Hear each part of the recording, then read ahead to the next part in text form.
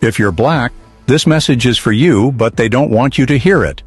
Right now, as you're watching this, they're counting on your distraction.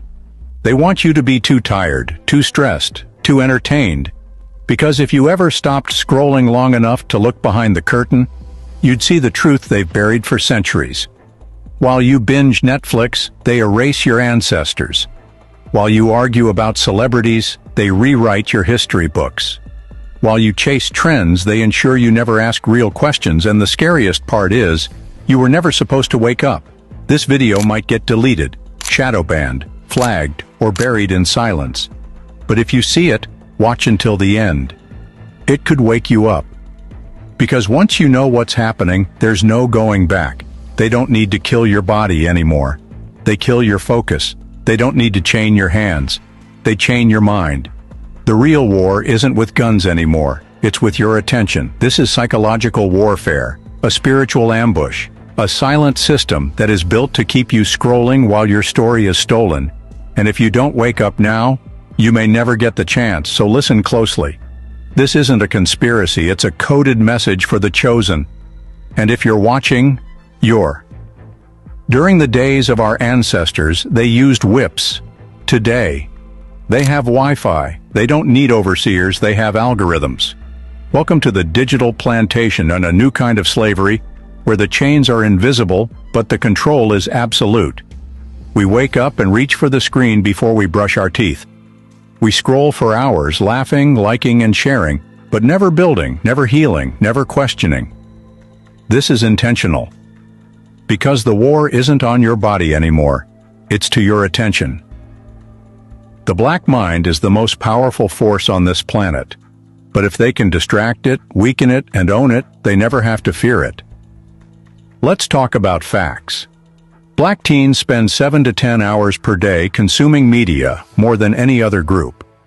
Most of that content is designed to feed violence, hypersexuality, and chaos back into the culture. Black children are 3 times more likely to be exposed to trauma on social media than white children. And while screen time rises, literacy level depreciates. In some U.S. cities, over 80% of black boys in the 4th grade can't read at grade level. But hey, we all know the latest TikTok dance.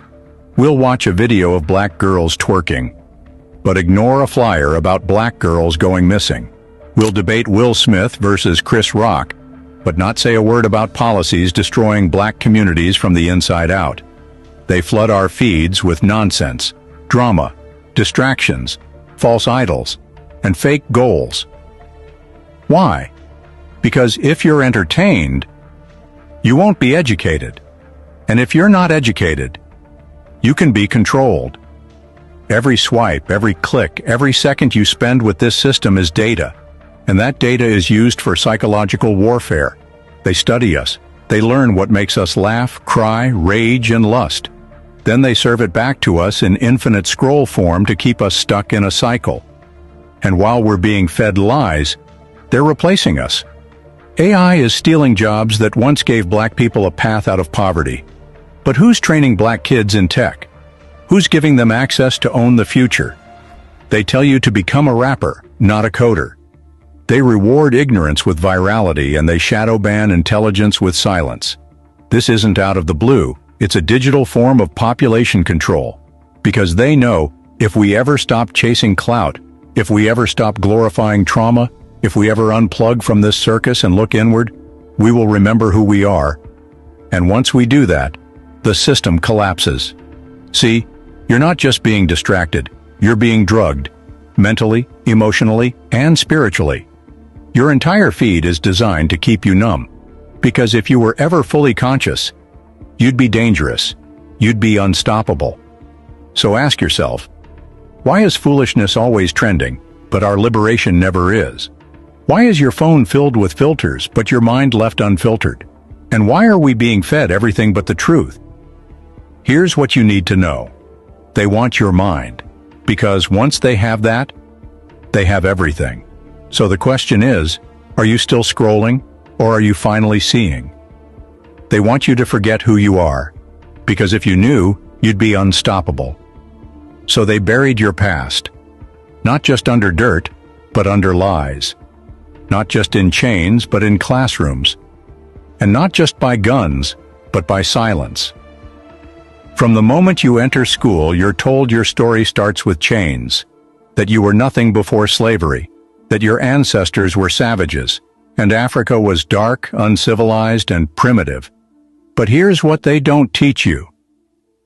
Before Europe even existed as a civilization, your ancestors were building empires that made the world shiver. Let's go back to the Mali Empire, where Mansa Musa ruled as the wealthiest human being to ever walk the earth. His gold possession was endless, his power was respected, and his influence was global. To the kingdom of Kush and Nubia, where black royalty built pyramids, mastered astronomy, and traded across the ancient world. These weren't tribes running barefoot through the jungle. These were nations with art, politics, mathematics, and medicine. And guess what? They were all black. But they won't tell you that, because if they told you your roots were royalty, you wouldn't accept life as a slave. They replaced your kings and queens with chains and ships, but even then, the resistance never stopped. They teach you about obedient slaves, but not about Denmark Vesey, who organized a massive slave rebellion in Charleston.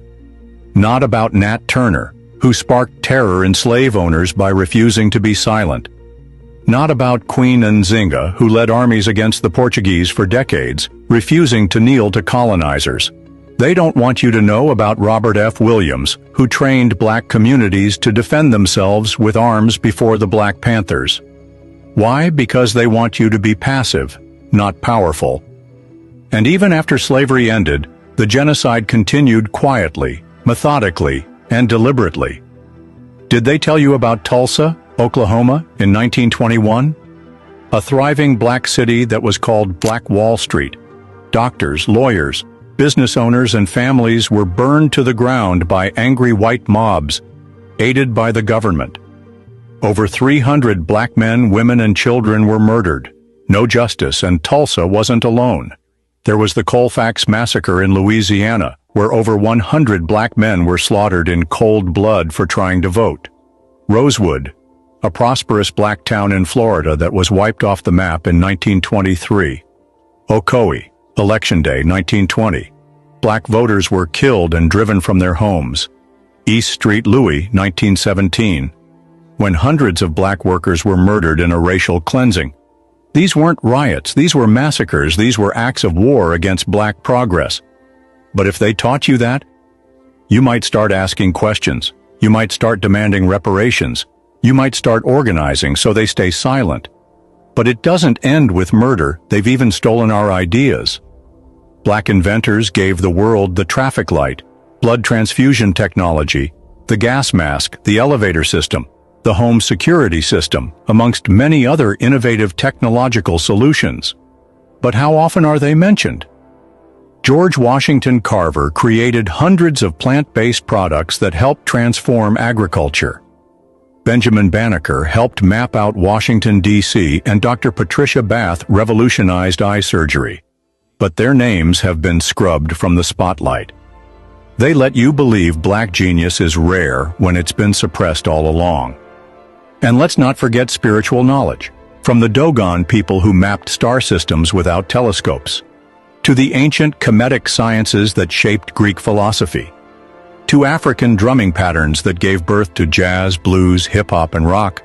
Your culture, your science, your soul, all stolen, rebranded, and sold back to you under someone else's name. So when you look in the mirror and wonder why your self-worth feels stolen, remember, it was. But here's the thing. You are not the descendants of slaves. You are the descendant of survivors, of architects, of rebels, of mathematicians, of warriors, and queens. They worked hard to make you forget, to replace your glory with shame, and to sell you lies and call it education. But the truth is still alive, waiting to be reclaimed. You'll never settle for what they told you once you truly know who you are. They say the system is broken.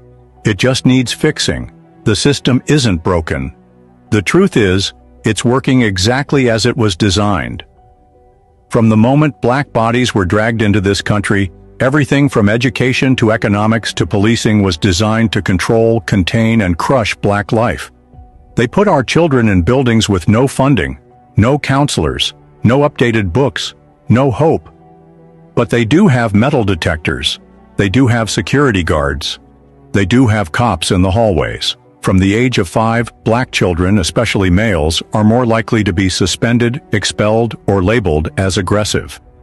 By high school, many are already being funneled into juvenile systems.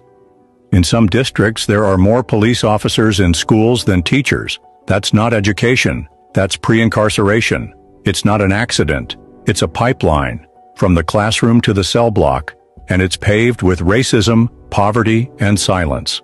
From slave patrols to modern policing, the badge has always been a tool of control. You've heard about George Floyd, Breonna Taylor, Tamir Rice, Sandra Bland, and Eric Garner. But there are thousands more whose names never made the news, whose lives were stolen by a system that is trained to inflict fear on black skin and protect white power. And it goes deeper. In the 1960s, the FBI created COINTELPRO. This was a secret program that was aimed at dismantling black organizations. They spied on, infiltrated, and destroyed movements like the Black Panthers, Malcolm X's network, and even Martin Luther King Jr. Their mission was clear: prevent the rise of a black messiah. And in the digital age, they've just upgraded their tools. Facial recognition software misidentifies black faces 10 to 100 times more than white faces. Social media is used to surveil protests. AI and predictive policing target black neighborhoods without evidence. This isn't safety, it's a high-tech plantation. They never gave us a fair start, and they never intended to. After slavery, we were promised 40 acres and a mule. We got nothing. Instead, they gave us sharecropping, a scam that kept us poor and tied to white landowners. Then came redlining, a federal policy that made it illegal for black families to get home loans in white neighborhoods. Whole black communities were denied wealth for generations, and that gap never closed. Today, the average black family has 1/10 the wealth of the average white family. Not because we're lazy, but because they rigged the game. Even when we try to build, they tear it down. Just ask Tulsa, Rosewood, and Wilmington. Some banks charge us higher interest. Employers reject names that sound black. Black businesses get less funding and fewer opportunities, even when they outperform. We've been surviving in an economy that was designed to exclude us. It's not just our wallets, they've come for our minds. From birth, we're bombarded with messages that whiteness is beauty, and blackness is not. Skin-bleaching creams, relaxers, and weaves flood the African markets. Dark skin is demonized, while light skin is praised. TV shows cast us as criminals, maids, sidekicks, or clowns. Music labels push violence, hypersexuality, and trauma. Not healing, not history, nor unity. They sell us our oppression, and we consume it like entertainment. This is cultural colonization and a silent invasion of the mind. And the most dangerous part is that we start to believe it. We turn on each other, and we hate our skin, our hair, and our reflection. They built these systems with precision to strip you of power, then blame you for being powerless. So no. The system isn't broken. It was built to break you. But here's the twist. Once you see it, you can fight it. Once you name it, you can dismantle it. And once you understand it, you can rise above it, because the most dangerous black person in the world is the one who's fully awake. And that's what they fear most. They fear your blackness because of where it comes from. Not because it's violent, not because it's dangerous, but because it's divine. You don't descend from nothing. You come from everything, before the chains, before the ships, before the lies. You were kings, queens, healers, builders, astronomers, and warriors. You built nations when the rest of the world still lived in shadows. Let's take it back. The Dogon people of West Africa mapped entire star systems, including Sirius B, centuries before Europeans even had telescopes. How? Because they understood the language of the cosmos. In Kemet, modern-day Egypt, black architects constructed pyramids so precisely that modern science still struggles to explain them. They aligned monuments with the stars, engineered irrigation systems, and practiced complex medicine with herbs, surgery, and spiritual balance. In Timbuktu, African scholars filled libraries with knowledge, law, science, math, and history, while much of Europe still burned women as witches. In Ethiopia, churches were carved into mountains. In Benin, bronze sculptures reached artistic heights that stunned colonizers. But what did they tell you? That Africa was dark, savage, and backward? No. It was brilliant. And they feared its brilliance, so they tried to erase it. But even in chains, that power never died. Enslaved Africans brought more than muscle to the Americas. They brought memories. They hid messages in spirituals like wade in the water, warning others how to escape. They used quilts with encoded maps. They spoke in patois, Yoruba, Twi, Creole, and lacing resistance into rhythm. They fought with fire in their hearts, not just to survive, but to preserve you. You are not the product of slavery, you are the result of resistance. Every time we've been beaten down, we've risen stronger. There was Marcus Garvey, who preached Pan-African unity and economic self-determination. He built one of the largest black movements in history, the Universal Negro Improvement Association, and dared to say, Africa for the Africans. There was the Black Panther Party, born in Oakland, raised on revolution. They fed children, educated communities, and patrolled the police, all while under constant attack by the U.S. government. There were leaders like Kwame Nkrumah, Thomas Sankara, and Patrice Lumumba, who fought for a united Africa, free from colonial shackles. There were warriors like Assata Shakur, Malcolm X, and Fred Hampton, who told us, "Freedom ain't free," and gave everything for the cause. This is your bloodline. You weren't meant to bow. You were born to lead. But the system knows something you might not. If you ever wake up to who you truly are, they can't stop you. So they bury your power under distractions. They make your greatness look like a threat. They tell you to hate your skin, your hair, and your name, because if you ever loved it, if you ever embraced it, you'd tear the whole system down. Your melanin is more than skin. It's a memory, it's magic, it's a legacy, and it's a voice. So remember this. You are the dream of your ancestors. You are the echo of empires. You are the power they never wanted you to reclaim. But now you know. That changes everything.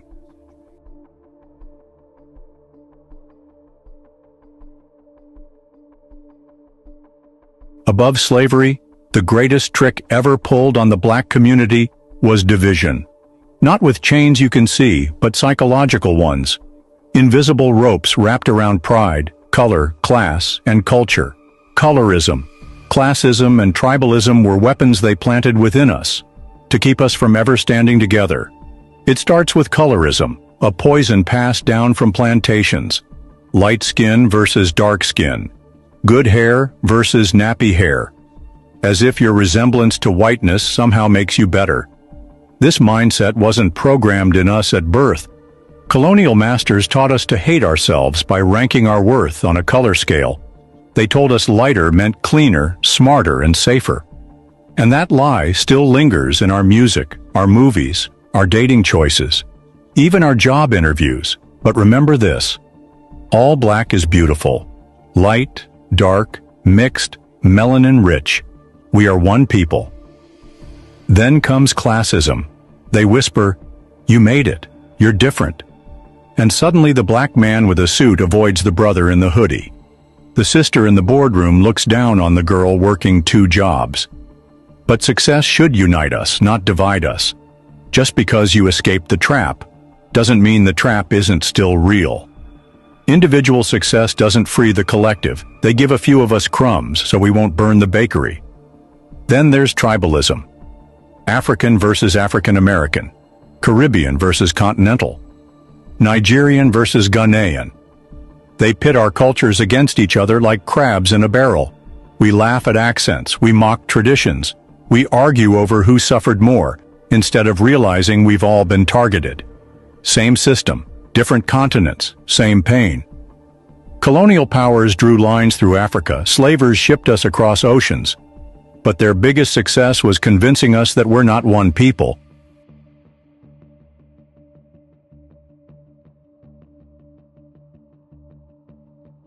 Even in culture, they divide to conquer.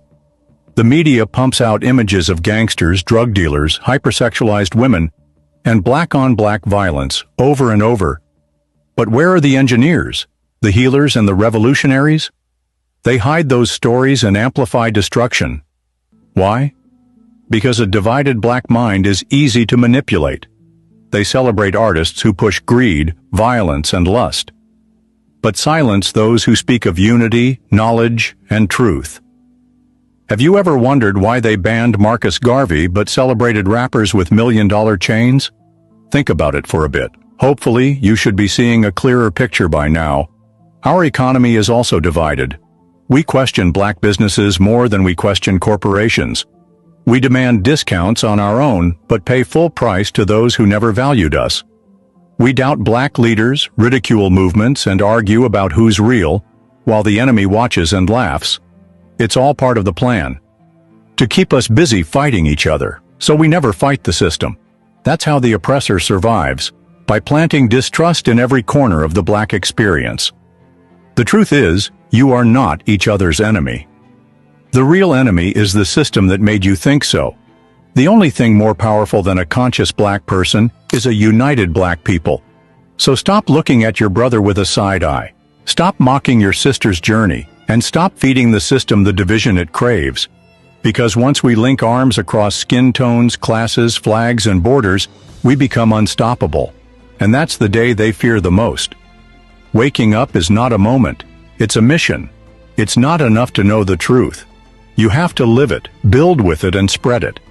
Because the chains that bind us now aren't made of iron. They're made of silence, of forgetfulness and distraction. The real revolution begins in the mind. Unlearn their lies. Relearn your truth. Start with books they don't want you to read. The Miseducation of the Negro by Carter G. Woodson. How Europe Underdeveloped Africa by Walter Rodney. Message to the Black Man by Elijah Muhammad. The Autobiography of Malcolm X and Destruction of Black Civilization by Chancellor Williams. Connect with African spirituality. Not religion used to enslave you, but the ancestral wisdom they buried. Knowledge is your weapon. Acquire it and use it. Stop begging for a seat at their table. Build your own. Support black-owned businesses. Circulate the dollar within your community. Learn how money works, investing, saving, and ownership. Buy land, learn credit, and build a legacy.